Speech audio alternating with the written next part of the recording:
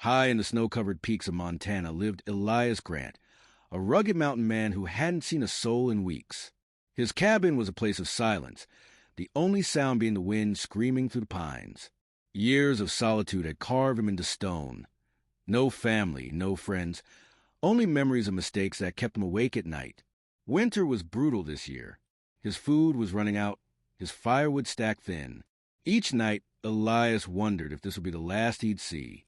He was ready to give up, until one stormy evening, the sound of horses' hooves echoed through the valley. He opened his cabin door, and in the blizzard stood a woman wrapped in a torn shawl, clutching 3 children with frostbitten faces. She whispered, "You're Elias Grant, aren't you?"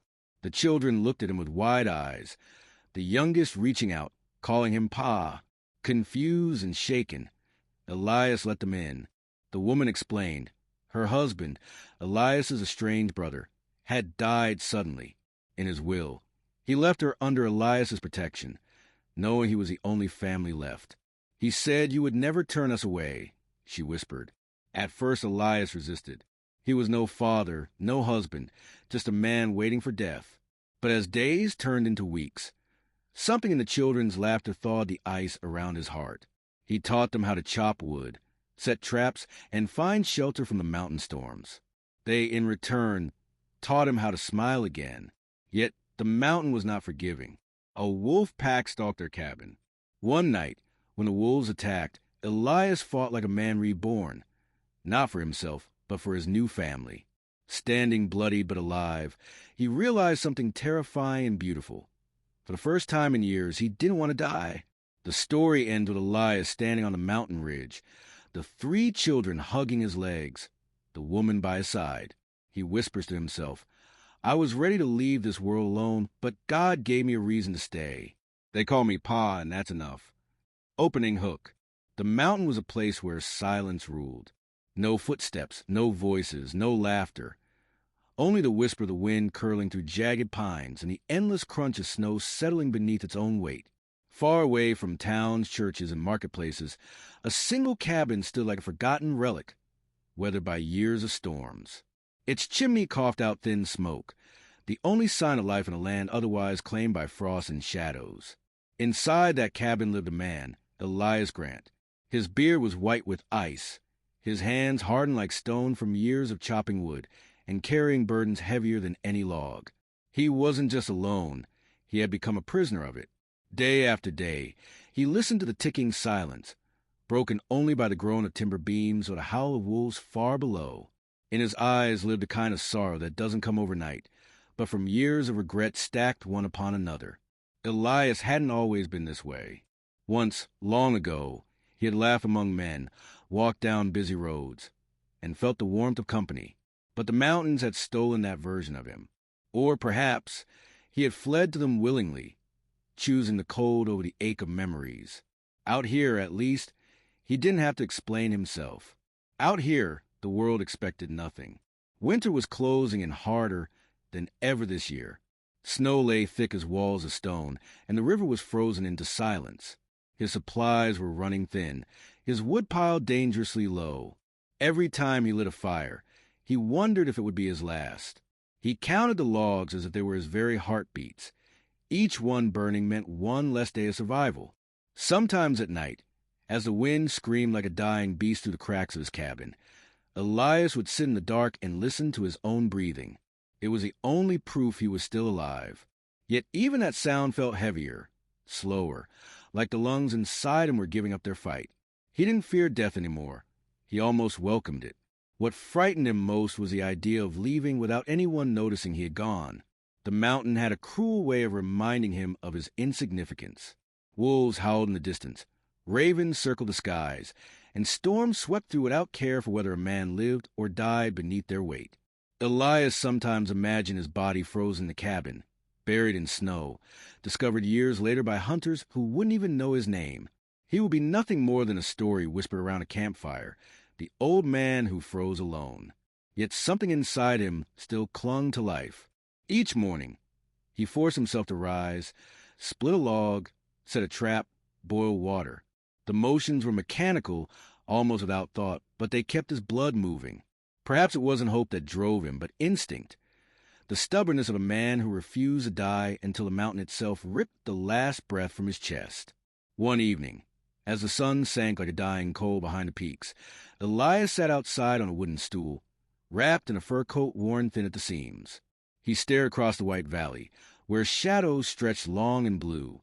The stillness was almost suffocating, as if the whole world were holding its breath. He whispered aloud, his voice hoarse from disuse. "Is this it? Is this all there is left for me?" The question disappeared into the wind, unanswered, as always. Every man who lives alone carries ghosts, and Elias was no different. Sometimes he thought he heard voices in the wind, the laughter of children he once knew, the scolding of a brother he hadn't seen in years, the gentle tone of a woman whose face he couldn't remember any more. But when he turned, there was nothing but the snow. Ghosts are crueler than wolves. They don't kill, they linger. And so the mountain man waited, each day bleeding into the next, expecting nothing but the slow, inevitable grip of death. The world below had forgotten him, and he had almost forgotten himself. But the mountain was not done with Elias Grant. Something was coming, something that would shatter the silence of his cabin and rewrite the meaning of his last winter. Introduce Elias Grant. Elias Grant was not a man who had been born to solitude. He had been shaped by it.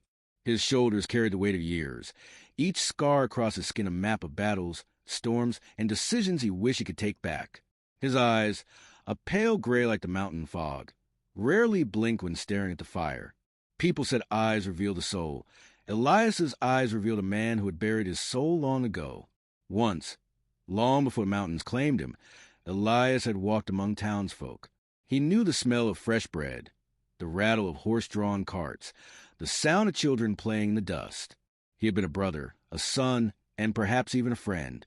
But somewhere along that road, something had broken him, so deeply that he turned his back on everything he once knew. He did not speak of his past. Even in the silence of his cabin, where no ears but his own listened, he refused to name the ghosts that haunted him. Perhaps it was a betrayal, perhaps a loss too heavy to bear, or perhaps shame that chased him to the wilderness. All anyone could know was that Elias lived as though he were punishing himself, choosing exile where others might have chosen forgiveness. He had grown into his isolation like a tree twisting into the shape of the wind. His beard grew thick and wild, his hair tangled beneath a weather-stained hat.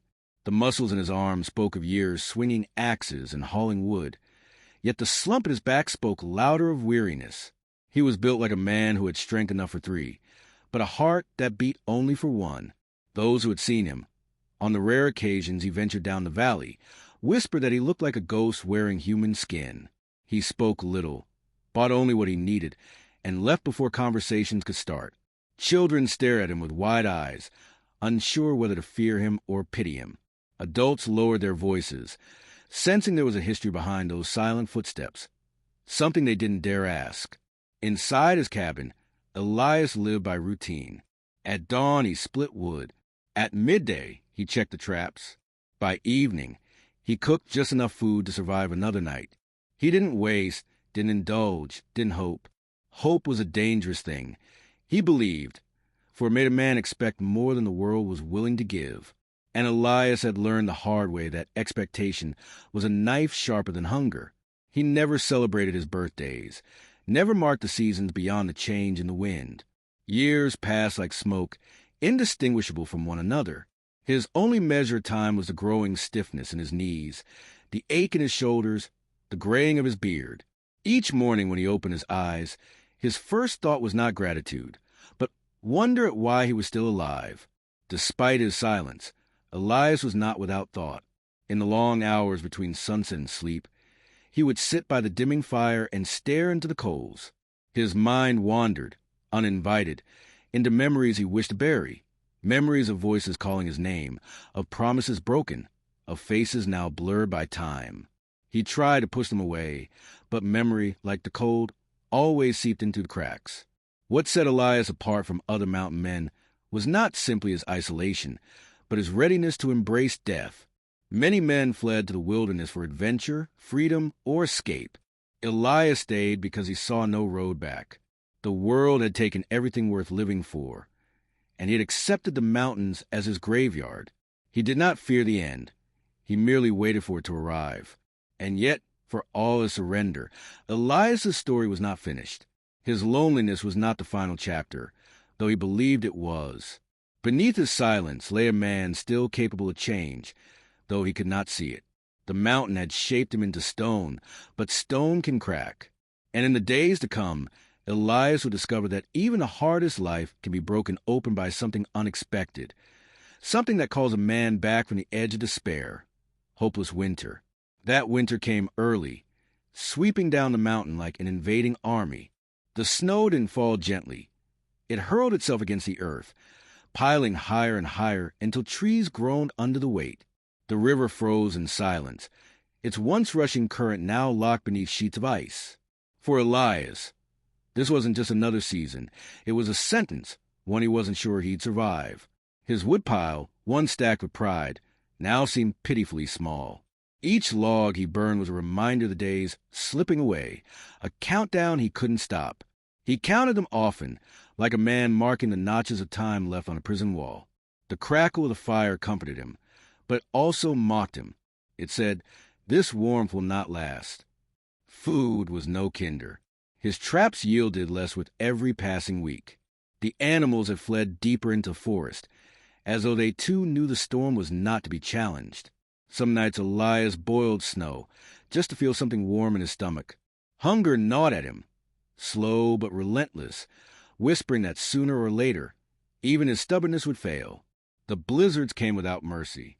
He could hardly step outside without the wind cutting into his face like knives.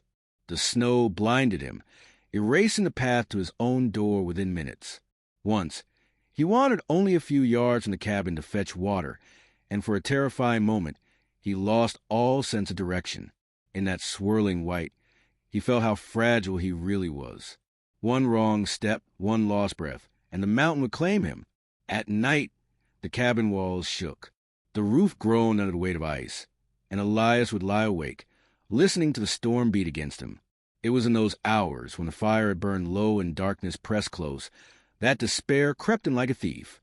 He wondered if the mountain meant to bury him alive, to make him vanish without a trace. Every morning grew colder than the last.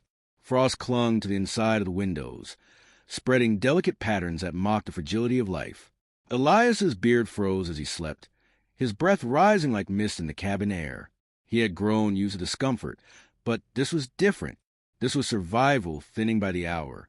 The wolves grew bolder. Their howls came closer, circling his cabin at night, echoing like a chorus of hunger in the dark. Elias sometimes stared into the black woods, certain he saw eyes watching him. He loaded his rifle and kept it by the door, though part of him wondered if it would be more merciful to let the wolves take him when the time came. Loneliness and hunger conspired against him. He spoke less, moved slower, thought darker thoughts. Sometimes he sat by the fire and let hours vanish, staring at the flames until his mind blurred into nothingness. He told himself it was just another winter, that he had seen worse. But deep down, he knew this one was different. This winter was not merely weather, it was a test, and he was failing. He had no visitors, no letters, no word from the world below. The silence was absolute, a silence that didn't just surround him but pressed into him, squeezing the strength from his bones. A man can survive hunger, cold, and even wolves, but silence, day after day, begins to eat at the mind. Elias often wondered if he was still sane, or if the mountain had already taken his reason. And so he sat in that hopeless winter, his spirit fading as quickly as his firewood. Each day, he expected it might be his last. His body was weak, his will weaker still. He believed no one would ever climb that mountain to find him. No one would knock on his door. No one would care if he froze into the snow. Yet fate had other plans, plans Elias could not yet see, hidden in the storm that raged outside. Unexpected arrival. It happened on a night when the storm was at its fiercest. The wind howled like a beast tearing at the cabin walls, and snow drove against the windows so hard that Elias thought the glass might shatter. He sat hunched by the fire, shoulders heavy beneath a blanket, convinced that the night would drag him deeper into despair. Yet through the roar of the storm, he thought he heard something, an alien sound, out of place in the wilderness. At first, he dismissed it as his imagination. The mind, after all, plays tricks on men who live too long in silence. But then it came again, dull, rhythmic, faint but undeniable. Hoofbeats. Elias froze. No man rode horses into storms this brutal, not unless driven by desperation or madness. He strained his ears, and the sound grew clearer, closer, until it was swallowed by the storm just outside his cabin door. A sharp knock rattled the wood. Elias jumped, his heart hammering against his ribs. No one had ever knocked on his door in years. He stared at the handle, as though it were a snake poised to strike. The knock came again, weaker this time, followed by a muffled cry. Against every instinct telling him to stay inside, Elias rose and pulled the door open. The storm slammed into him, cold and merciless. Through the blinding snow stood a figure, a woman, her shawl torn and whipping in the wind. In her arms she clutched a small child, and beside her, two others clung desperately to her skirts. Their faces were pale, lips blue, eyes wide with fear. The woman's voice cracked as she cried over the storm, "Please, please help us." Elias's breath caught in his throat. He had not seen a soul in months, and suddenly 3 pairs of eyes stared at him with pleading desperation. The youngest child, perhaps no older than 4, reached a trembling hand toward him. Through chattering teeth, the word escaped. "Pa." That single word cut through Elias like a blade. He staggered back, unsure if he had heard correctly. His mind screamed that it was impossible. No one called him that. No one could. Yet the child's eyes shone with recognition, as though they knew him, as though fate itself had placed him on his doorstep. Elias felt the old walls around his heart tremble. Without another thought, he pulled them inside, slamming the door shut against the storm. The woman collapsed into a chair, clutching the child to her chest, while the other 2 huddled by the fire. Their bodies shook violently from the cold, their breaths ragged. Elias tossed more wood onto the fire, the flames leaping higher, casting shadows that danced across their faces. The cabin filled with the sound of sobbing, coughing, and desperate breathing. Elias stood apart, gripping the back of a chair, unsure what to say or do. He had been prepared for wolves, hunger, and death, but not this. Not a woman, and 3 children materializing at his doorstep, looking at him as though he were their last hope. The woman finally lifted her head, her eyes glassy with exhaustion. "You're Elias Grant," she whispered, her voice barely audible over the storm. "Aren't you?" Elias nodded stiffly, still trying to understand what was unfolding before him. She swallowed hard, and her next words fell heavy into the room. "My husband, your brother, sent us here before he died." Elias felt the floor tilt beneath him, as though the mountain itself had shifted. His brother, dead. And these souls, this woman and her children, had been sent to him, entrusted to a man who no longer trusted himself to live. He stared at them, stunned and silent, while the storm outside screamed louder, as if the mountain itself demanded an answer he wasn't yet ready to give. The truth revealed. For a long moment, the only sound in the cabin was the wind shrieking against the roof and the crackle of the fire. Elias's breath came shallow, his eyes fixed on the woman who sat trembling before him. Her cheeks were red from frost, her hands stiff and raw. Yet in her gaze there was something stronger than fear, something that told him this was not a random accident. She had come here with purpose. "You don't know me," she began, her voice low but steady. "But you knew him. My husband, your brother, Nathaniel." Elias's jaw tightened at the name. It had been years, decades even, since he'd spoken to Nathaniel, and now it came crashing into his ears like thunder. The woman swallowed hard, her voice breaking as she added, "He's gone. Buried before I could even send word." Elias stood rigid, his hands gripping the back of a chair so tightly his knuckles whitened. Memories of Nathaniel surged through his mind. Childhood games, heated arguments, a rift that had never been mended. They had parted as enemies, not brothers. And now, the chance of forgiveness had been stolen forever. Elias's voice cracked when he finally spoke. Why would he send you here?" The woman's eyes flicked to the children huddled by the fire. "Because you're the last of his blood, the only family left." She brushed a strand of wet hair from her face. "Before he died, he wrote your name, Elias. He said, Go, my brother. He'll protect you. He won't let you fall. Elias shook his head, almost laughing in disbelief. Him? Protector? He was a man who couldn't even save himself. He looked around his cabin, bare shelves, dwindling supplies, the walls groaning under the storm. He must have been mad. Elias muttered, I'm no savior. I'm barely alive. But the woman pressed on, her words urgent, as though clinging to them was the only thing keeping her from collapsing. He believed in you. He said you were stubborn, too stubborn to die, and that stubbornness would keep us alive. He told me you had a good heart, even if you tried to bury it under silence. Her lips trembled. He trusted you, Elias, even after all these years. The children, listening quietly, suddenly leaned toward him. The youngest, the same one who had called him Pa, whispered again, He said you'd take care of us. Those words struck Elias like a hammer, shattering the armor he had built around himself. For years, no one had asked anything of him. No one had looked at him with trust. And now, 3 pairs of innocent eyes stared at him as though he were their world. Elias turned away, pacing the cabin, his boots heavy against the floor. His mind wrestled with the weight of it all. The mountain had been his tomb, his punishment his escape.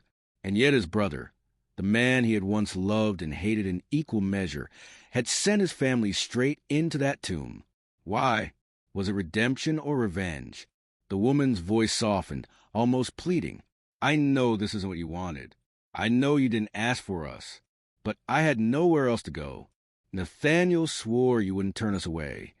Her words lingered in the smoke-filled air, mixing with the crackle of firewood and the storm outside. If you turn us out, we die tonight. Elias stood frozen, every part of him torn between the instinct to push them away and the echo of his brother's faith in him. His chest tightened with something he hadn't felt in years. Responsibility. The truth was clear, undeniable, inescapable. This woman and her 3 children were not here by accident. They had been sent to him, entrusted to him, left in his hands as his inheritance. Not gold, not land, but lives. And that truth was heavier than any burden Elias had ever carried. Reluctance and struggle. Elias paced the length of the cabin like a caged animal. The woman's words hung in the air, thick and suffocating, but he could not let them settle. He muttered beneath his breath, shaking his head, his fists clenching and unclenching. The children's eyes followed him silently, their trust sharp as knives cutting into his conscience. Yet Elias fought against it. He was not their savior. He was not anyone's savior. His first instinct was rejection. You've come to the wrong man, he growled, his voice low and edged with bitterness. I can't take care of myself, let alone you. He gestured around the cabin, at the empty shelves, at the stack of firewood already half gone. Look at this place. Do you see a home here? Do you see enough to keep 4 more mouths alive through winter? His words were harsh, but they were born of fear, not cruelty. The woman said nothing, only drew the children closer to her. Their silence was worse than argument. It was faith unshaken by his resistance. Elias felt cornered, as though every excuse he threw was swallowed by their quiet belief in him. He longed for them to argue, to fight back, to prove him right that he wasn't fit for this role. But instead, they waited. They waited for him to be the man they needed. That night, long after they had fallen asleep by the fire, Elias sat awake in the dark, wrestling with his thoughts. The storm still howled outside, but it was nothing compared to the storm inside his chest. He remembered his brother's words. He'll protect you. He won't let you fall. Why would Nathaniel trust him after all these years? Why leave his family in the hands of a man who had abandoned everything? Every reason Elias gave himself felt hollow. He told himself the mountain had already claimed him, that his life was a slow march to death. He told himself he had nothing to offer these children but disappointment. Yet in the same breath, he remembered the way the youngest had called him Pa. That single word gnawed at him relentlessly, like a flame flickering stubbornly in the ashes of his heart. Over the next days, his reluctance grew sharper. He avoided speaking too much, keeping his answers short, his tone gruff. When the children asked questions about the snow, about the wolves, about the stars outside the cabin, he would mutter replies and turn away. He convinced himself that distance was safer. If he kept his walls high, He wouldn't let them down when he failed them.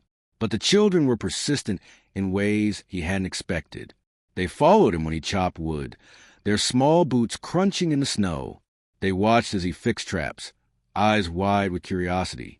And when he tried to push them away, they only laughed, as though his silence was just another kind of story they were learning to read. The more he resisted, the more they seemed to believe he belonged to them already. Inside, Elias struggled with emotions he hadn't felt in years. He felt anger at his brother for burdening him with this responsibility, anger at himself for being too weak to shut the door that night, and anger at fate for resurrecting feelings he had buried. Yet beneath that anger was something far more dangerous, the faint flicker of longing for connection, for purpose, for family. Some nights, he caught himself staring at the children as they slept, their faces peaceful in the firelight. A strange ache spread in his chest, one that frightened him more than wolves or storms. He realized how easily they could undo him, how quickly they could teach his heart to hope again. And hope, he reminded himself, was a curse he could not afford. So he built his walls higher, repeating the same words in his mind like a shield. I am not their father. I am not their savior. I am not the man they think I am. Yet no matter how fiercely he clung to those denials, the cabin no longer felt like a tomb. It pulsed with voices, warmth, and life. And though Elias refused to admit it, the battle within him had already begun. The struggle between the man who wanted to die alone and the man who was being forced to live for others. Slow transformation. The days crawled on, each one colder than the last. Yet something inside the cabin began to shift. Elias still carried his reluctance like armor, but the children had a way of chipping at it, without even trying. Their laughter echoed through the wooden walls, filling corners that had long been hollow with silence. At first, Elias found it unbearable, a noise that didn't belong in his world of exile. But as the days passed, he noticed the cabin didn't feel as empty anymore. The first change came with the simplest of acts. One morning, Elias showed the eldest boy how to stack wood properly so it wouldn't collapse under the weight of snow. He meant only to demonstrate once and send the child away. But the boy mimicked every movement with determination, looking up at him with eyes that sparkled with admiration. For the first time in years, Elias felt a strange sensation creep into his chest. Pride. The younger two children followed close behind, never letting him work alone. They stumbled after him when he hauled buckets of water, their tiny boots sinking deep into the snow. They begged to hold the traps, even when they were too heavy for their small hands. Elias scolded them, muttered that they were getting away, but secretly, he found himself slowing his pace, allowing them to keep up. One night, after a long day of chopping wood, he sat at the table eating boiled potatoes in silence. The youngest girl, barely more than a toddler, climbed into his lap without asking. Elias stiffened, unused to such closeness, but she leaned against his chest as if she belonged there. He meant to set her down, but his arms betrayed him. They stayed still, holding her gently until she fell asleep. His heart thudded in confusion. The woman watched these moments quietly, saying nothing. She seemed to understand that words would only drive him back into himself. Instead, she allowed the children to do what she could not, wear down his defenses. Each time one of them laughed or asked a question or touched his hand, Elias felt the cracks widening in the walls he had built around his heart. Elias caught himself talking more. At first, it was just instructions, how to tie a knot, how to carry wood without straining their backs. But soon, his words grew into stories. He didn't even realize it until children's eyes grew wide, hanging on to every sentence. They begged for more, and though he grumbled, he found himself telling them tales of the forest, of the stars, and even of his childhood. Each word seemed to pull a piece of the old Elias back from the grave. Despite himself, he began to notice their laughter lifting his own spirits. The sound he once found unbearable now carried warmth, chasing the shadows from his cabin. He tried to hide the small smile that sometimes tugged at his lips, but the children noticed. They laughed harder, pointing it out, until Elias felt a laugh escape his own chest, a rusty sound, rough from disuse, but genuine. At night, when the wolves howled outside, Elias no longer sat alone in silence. The children crowded close, pressing against him as if his presence alone could drive away their fear. He didn't know what surprised him more, that they believed he could protect them, or that he found himself wanting to. For years, he had waited for death to claim him. Now, for the first time, he caught himself dreading the thought of leaving them unguarded. Still, Elias resisted acknowledging the change. He told himself it was temporary, a trick of the mind born of cold and hunger. But when the youngest child called him Pa again, this time without hesitation, he didn't correct her. The word still stung, but it no longer felt like a lie. Instead, it stirred something dangerous inside him, a longing he thought had died long ago. And so, day by day, without realizing it, Elias was being reshaped. The lonely mountain man who had once prepared to die alone found himself teaching, guiding, and even protecting. He had not yet admitted it, not even to himself. But the truth was clear. The mountain had given him more than hardship this winter. It had given him 3 small voices that refused to let him disappear into silence. The test of love. The mountain was a place of beauty by day, but when night fell, it turned merciless. That evening, the wind howled through the trees with a strange urgency, carrying a chill that seemed to seep into Elias's bones. He felt uneasy, though he couldn't explain why. The children had gone to sleep bundled in furs, their little breaths fogging the air inside the cabin. Elias sat by the fire, sharpening his hunting knife, the rhythmic scrape of steel against stone echoing in the silence. Then he heard it, a low, drawn-out howl that froze the room in an instant. The sound came again, closer this time, joined by others. Wolves. Elias's instincts kicked in at once. He rose and reached for his rifle, checking the chamber with practiced precision. The woman stirred from her corner, her eyes wide with fear, but she said nothing. She didn't need to. Elias already knew what it meant. Wolves rarely hunted so close to human dwellings unless they were desperate. The heavy snow had driven prey deeper into the valleys, and hunger made beasts bold. The howls grew into a chorus, circling the cabin from all sides. The children woke, rubbing their eyes, their faces pale as they realized what was happening. The youngest began to cry softly, clutching at Elias's coat. He pulled her close without thinking, then set her into her mother's arms. "Stay inside," he said firmly, though his own heart pounded like a drum. His hand tightened around the rifle as he pushed open the cabin door. The cold hit him like a wall, sharp and biting, but worse than the cold were the glowing eyes that reflected back on the tree line. At least 6 wolves prowled just beyond the firelight, their growls vibrating through the snow. Elias knew he couldn't let them approach too close. One break in the door or window, and the children would be defenseless. He fired a warning shot into the dark. The crack echoed through the valley, scattering snow from the branches. The wolves retreated a step, but they did not run. He tried to steady his breathing, reminding himself that fear only sharpened the senses if controlled, but destroyed a man if allowed to spread. These animals were not just predators tonight. They were a test. Elias had lived years waiting for death to come quietly. Now, as he stood between the wolves and the family inside, he realized he no longer wished to die. He had something to protect. One wolf lunged first, darting from the shadows with terrifying speed. Elias raised a rifle, but the creature was too fast. It collided with him, knocking him into the snow, its teeth snapping inches from his face. He barely managed to jam the butt of the rifle into its throat, shoving it back with brute strength. The struggle left him breathless, snow burning cold against his skin, but adrenaline carried him. He slashed with his hunting knife, grazing the wolf's flank and sending it retreating with a furious snarl. The others pressed forward, emboldened by the attack. Elias fired again, the blast lighting up the forest for a heartbeat. One wolf fell, but the rest only grew more restless. He backed toward the cabin, his boots sinking in the drifts, every muscle trembling with the strain of holding them off. Behind him, he could hear the children crying, their muffled voices breaking through the wood like a plea.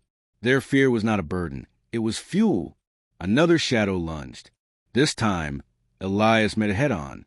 He drove the knife upward, feeling the impact reverberate through his arm.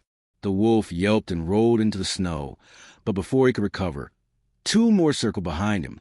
He spun, desperate, knowing one mistake would cost him all. His body screamed with exhaustion, but he forced himself to stand taller, broader, as if sheer defiance could keep the beast at bay.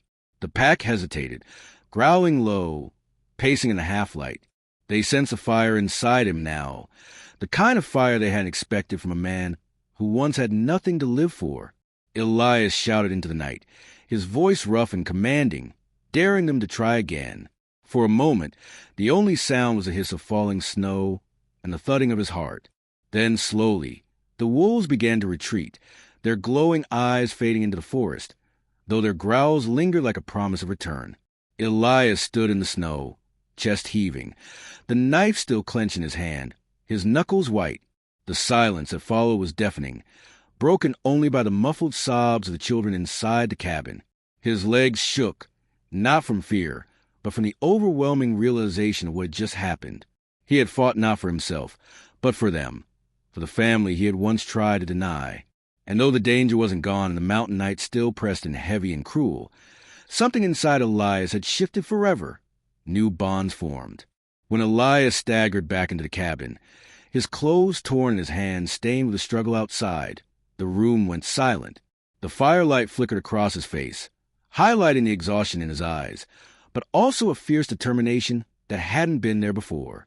The woman stared at him for a long moment, her lips trembling as though she wanted to speak, but couldn't find the words.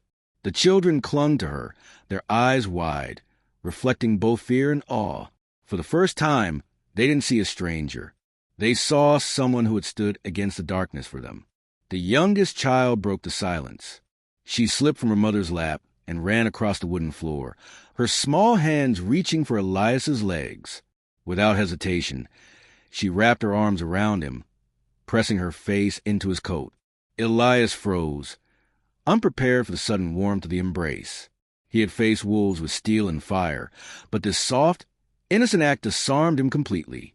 His hand hovered awkwardly over her head before finally settling there, rough fingers brushing gently against her hair.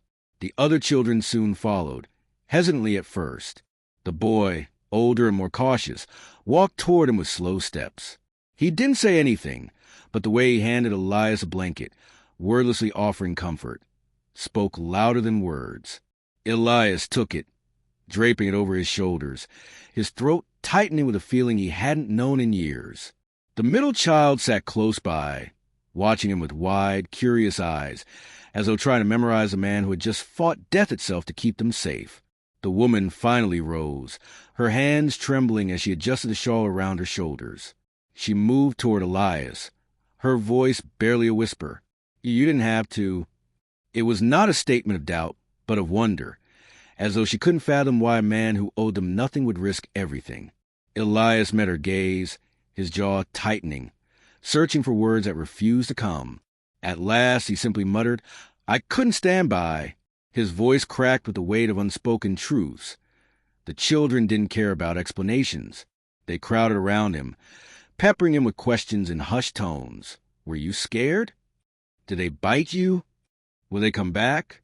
Elias answered with as much patience as he could, though each question pressed against a wall he had built long ago, the wall that separated him from caring too deeply.